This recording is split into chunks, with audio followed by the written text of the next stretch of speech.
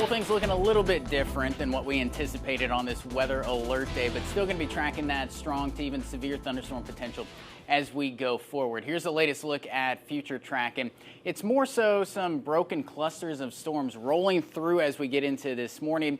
I think they might take a bit of a step up in intensity as we get into the later morning hours and early afternoon.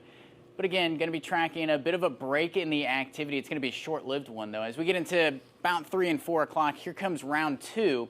As we get into about the early evening hours, it's going to be working its way down around that I-70 corridor. And then really on the other side of about 9 or 10 o'clock, I think the severe threat's over for us across mid-Missouri. And it might actually overall just be a little bit lower. This is the latest from the Storm Prediction Center this morning. And you might recall yesterday we were in that Tier 3 group, that orange color.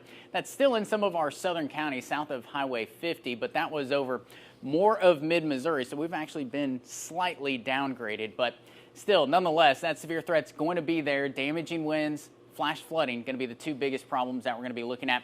That tornado threat looks like it might be a little bit lower because we'll be looking at a little bit of a messier afternoon across mid-Missouri. I don't expect these things to be kind of isolated and by themselves, which makes it a little easier for them to rotate. But we'll continue to track it nonetheless. Looking at rain tracker again, 2 to 3 inches certainly possible. We might even see some isolated spots getting up over that as we get into this afternoon, right on into the evening hours. But here's the good news. That pool forecast for Memorial Day weekend looking good until about Monday. I think that's when the rain chances scoot back in, but it'll be a little cool on Friday. I think we're stuck in the clouds. They may be a little stubborn to leave as we get into tomorrow, but here comes the sunshine into this weekend and temperatures back into the 70s by Sunday.